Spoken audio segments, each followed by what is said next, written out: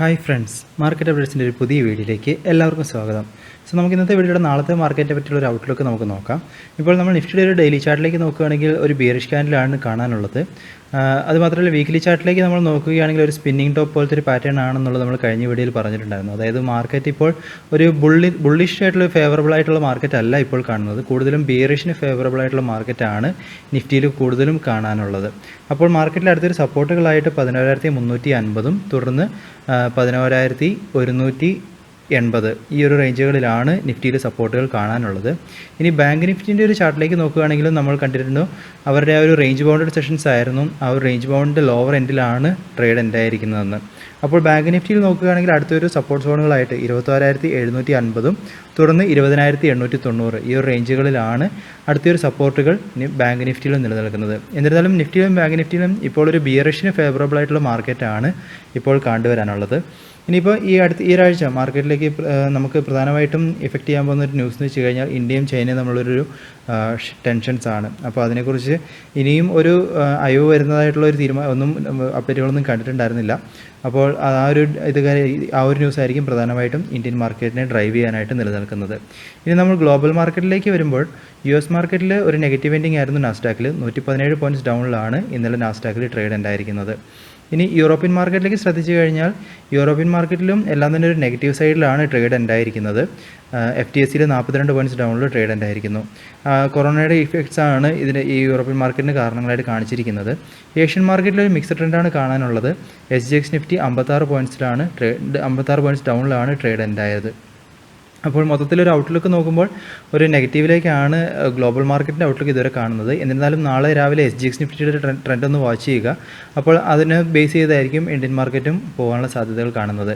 അടുത്തായിട്ട് ഇൻസ്റ്റിറ്റ്യൂഷൻ ആക്ടിവിറ്റിയിലേക്ക് ശ്രദ്ധിച്ചു കഴിഞ്ഞാൽ FIIൻ്റെ ഭാഗത്തുനിന്ന് 18-ാം തീയതി 205 കോടിയുടെ ഒരു നെറ്റ് ഇൻവെസ്റ്റ്മെൻറ്റ് ക്യാഷ് മാർക്കറ്റിൽ വന്നിട്ടുണ്ടായിരുന്നു. ഡൊമസ്റ്റിക് ഇൻസ്റ്റിറ്റ്യൂഷൻ്റെ ആക്ടിവിറ്റീസ് ശ്രദ്ധിച്ചു കഴിഞ്ഞാൽ 100 കോടിയുടെ ഒരു നെറ്റ് വിത്ഡ്രോവലാണ് ക്യാഷ് മാർക്കറ്റിൽ ഉണ്ടായിരിക്കുന്നത്.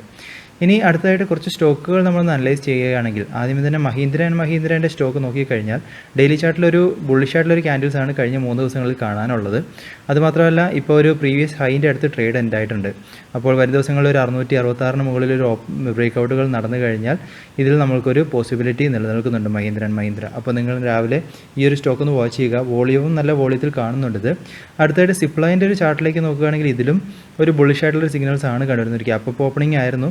അതുകൊണ്ട് തന്നെ ഒന്ന് ശ്രദ്ധിക്കുക. ഇപ്പോൾ ഒരു 811-12 മുകളിൽ ഒരു ഓപ്പണിംഗ് കൊടുക്കുകയാണെങ്കിൽ നമുക്ക് ട്രൈ ചെയ്യാം. നമുക്കൊരു പോസിബിലിറ്റി സിപ്ലൈനും കണ്ടെത്താനുള്ള സാധ്യതകൾ നിലനിൽക്കുന്നുണ്ട്.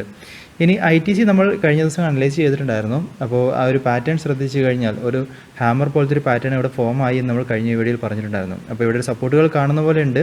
അപ്പോൾ നമ്മൾക്കൊരു കൺഫർമേഷൻ കിട്ടിയാൽ ഒരു ബുള്ളിഷ് റിവേഴ്സിൻ്റെ കൺഫർമേഷൻ കിട്ടിക്കഴിഞ്ഞാൽ ഈ ഒരു ITCൻ്റെ സ്റ്റോക്ക് നമുക്ക് കൺസിഡർ ചെയ്യാം. അതുപോലെ തന്നെ UPLലും ഒരു അപ് ട്രെൻഡുകളാണ് കണ്ടുവരുന്നത്. പ്രീവിയസ് ഹൈയിൽ നിന്ന് ബ്രേക്കൗട്ടുകൾ നടന്നു എന്ന് നമ്മൾ കഴിഞ്ഞ വീഡിയോയിൽ പറഞ്ഞിട്ടുണ്ടായിരുന്നു. അപ്പോൾ തീർച്ചയായിട്ടും ഈ ഒരു സ്റ്റോക്കിനെ അനലൈസ് ചെയ്യുക. 538-39 ഒരു ഓപ്പണിംഗ് കൊടുത്തു കഴിഞ്ഞാൽ UPLനെയും ട്രൈ ചെയ്യാം. അതുപോലെ തന്നെ പവർ ഗ്രിഡിനെയും നിങ്ങളൊന്ന് അനലൈസ് ചെയ്യുക. പവർ ഗ്രിഡിലും ഒരു ബുള്ളിഷ് റിവേഴ്സൽ പോലെ കാണുന്നുണ്ട്.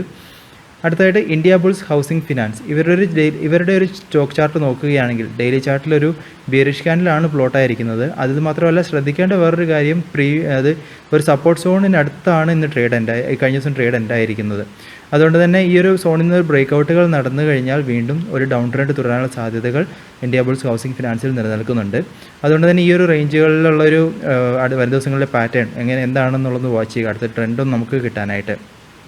ഇതുപോലെ തന്നെ ടാറ്റ കെമിക്കൽസ് ശ്രദ്ധിച്ചു കഴിഞ്ഞാലും ഇതിലും ഒരു ബിയറിഷ് ആയിട്ടുള്ളൊരു ക്യാൻഡിൽസ് ആണ് കാണാനുള്ളത്. സപ്പോർട്ട് സോണിൻ്റെ അടുത്താണ് ട്രേഡുകൾ ഉണ്ടായിരിക്കുന്നത്.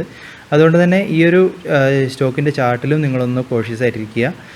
അപ്പോൾ ഒരു ഡൗൺ ട്രെൻഡുകൾ തുടരുകയാണെങ്കിൽ 288 താഴേക്കൊരു ബ്രേക്കൗട്ടുകൾ നടക്കുകയാണെങ്കിൽ വീണ്ടും ഈ ഒരു ഡൗൺ ട്രെൻഡിനുള്ള റാലി തുടരാനുള്ള സാധ്യതകൾ ടാറ്റ കെമിക്കൽസിലും നിലനിൽക്കുന്നുണ്ട്. ഇനി അടുത്തായിട്ട് നാളത്തെ മാർക്കറ്റിനെ സംബന്ധിച്ചിടത്തോളം ഒരു പ്രധാനപ്പെട്ട പ്രത്യേകത 2 IPOകളാണ് നാളെ സബ്സ്ക്രിപ്ഷന് വേണ്ടിയിട്ട് വിൻഡോ ഓപ്പൺ ആകാൻ പോകുന്നത്. കെംകോൺ അതേ തുടർന്ന് CAMS. ഈ ഒരു 2 IPOകളും നാളെ മാർക്കറ്റിലേക്ക് വരാൻ പോകുന്നു. അത് മാത്രമല്ല മറ്റന്നാൾ ഏഞ്ചൽ ബ്രോക്കിങ്ങിൻ്റെ IPOയും വരാൻ പോകുന്നുണ്ട്. അപ്പം ഈ ഒരാഴ്ച 3 IPOകളാണ് മാർക്കറ്റിൽ വരാൻ പോകുന്നത്. അപ്പോൾ നിങ്ങൾ തീർച്ചയായിട്ടും ഇതിനനുസരിച്ചുള്ള ഫണ്ട് അറേഞ്ച്മെൻറ്റും ഈ ഒരു IPOകളൊക്കെ നിങ്ങളൊന്ന് അനലൈസ് ചെയ്ത് നിങ്ങളൊന്ന് പ്രിപ്പയർഡ് ആയിട്ടിരിക്കുക. നിങ്ങൾക്കൊരു പോസിറ്റിവിറ്റി ഫീൽ ചെയ്യുന്ന IPOകൾ നിങ്ങൾ തീർച്ചയായിട്ടും ട്രൈ ചെയ്യുക. ഇനി അടുത്തായിട്ട് ക്യാംസിൻ്റെ IPO നമ്മളൊന്ന് ഡീറ്റെയിൽസ് നോക്കിക്കഴിഞ്ഞാൽ 21 മുതൽ 23 തീയതി വരെയാണ് വിൻഡോ ഓപ്പൺ ആയിട്ടുണ്ടാവുക. 1229, 1230 ആ ഒരു റേഞ്ചിലാണ് പ്രൈസ് ബാൻഡ് ഫിക്സ് ചെയ്തിരിക്കുന്നത്. ഏകദേശം 1,82,46,600 ഇക്വിറ്റി ഷെയർസാണ് അവർ ഇഷ്യൂവിൽ വെക്കാൻ പോകുന്നത്. എംപ്ലോയീസ് ആയിട്ടുള്ളവർക്ക്, ക്യാംസിൻ്റെ എംപ്ലോയീസ് ആയിട്ടുള്ളവർക്ക് 122 രൂപയുടെ ഒരു ഡിസ്കൗണ്ട് ഇഷ്യൂവിലുണ്ട്. അതുമാത്രമല്ല മാർക്കറ്റ് ലോട്ട് ഒരു മിനിമം 12 ഷെയർസിൻ്റെ ലോട്ടായിട്ട് വേണം അപ്ലൈ ചെയ്യാൻ. അതുപോലെ തന്നെ മാക്സിമം 13 ഷെയർസിൻ്റെ 13 ലോട്ടാണ് ഒരു ഇൻഡിവിജ്വലിന് അപ്ലൈ ചെയ്യാൻ സാധിക്കുക. കാറ്റഗറി വൈസ് ബ്രേക്കപ്പ് നോക്കിക്കഴിഞ്ഞാൽ 50% ഇക്വിറ്റി ഷെയർസ് ക്വാളിഫൈഡ് ഇൻസ്റ്റിറ്റ്യൂഷണൽ ബയേഴ്സിനും നോൺ ഇൻസ്റ്റിറ്റ്യൂഷണൽ ഇൻവെസ്റ്റേഴ്സിന് 15%, റീറ്റെയിൽ കാറ്റഗറിക്ക് 35% അലോട്ട് ചെയ്തിരിക്കുന്നത്. ഇനി ഈ ഒരു കമ്പനിയെക്കുറിച്ച് നോക്കുകയാണെങ്കിൽ ഇന്ത്യയിലെ ലാർജസ്റ്റ് ആയിട്ടുള്ള മ്യൂച്വൽ ഫണ്ട് അതുപോലെ തന്നെ രജിസ്ട്രാർ ഏജൻ്റാണ് ഇവർ.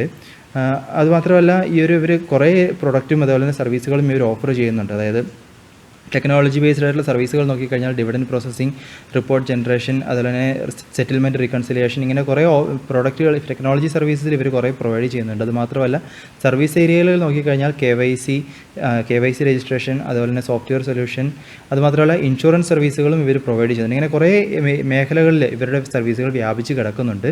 ഇതുമാത്രമല്ല ഏകദേശം 25 സംസ്ഥാനങ്ങളിൽ 278 സർവീസ് സെൻറ്റേഴ്സും ഇവർക്കുണ്ട്. അതുമാത്രമല്ല മാർക്കറ്റ് ഷെയർസ് നോക്കുകയാണെങ്കിൽ 39% മാർക്കറ്റ് ഷെയർസ് ഇവർക്ക് ഇൻഷുറൻസ് റെപ്പോസിറ്ററി ബിസിനസ്സിലുണ്ട്.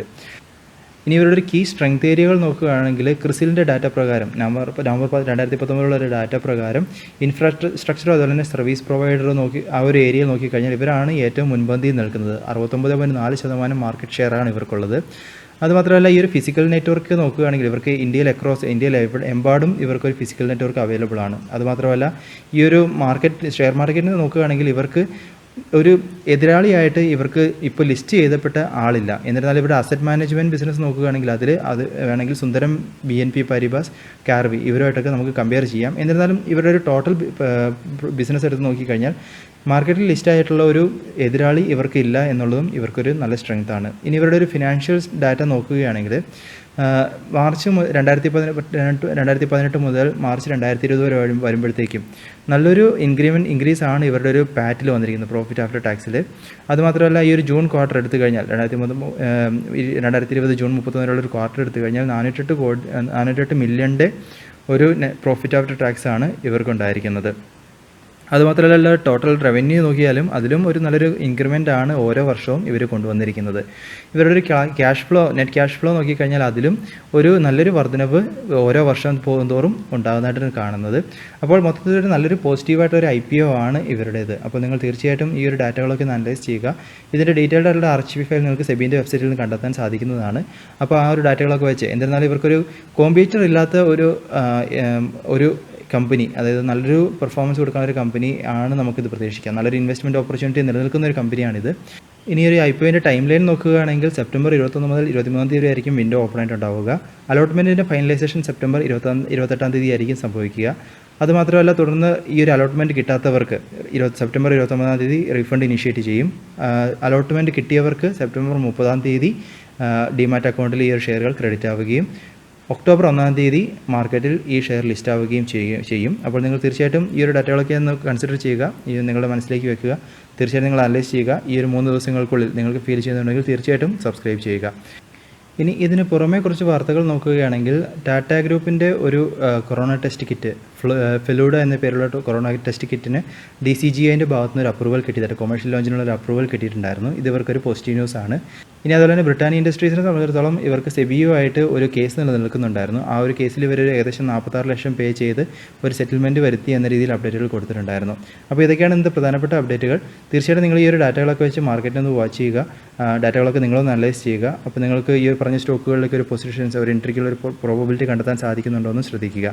അപ്പോൾ പുതിയ അപ്ഡേറ്റുകളോടെ നമുക്ക് വീണ്ടും കാണാം. അതുവരെ this is Tony signing off.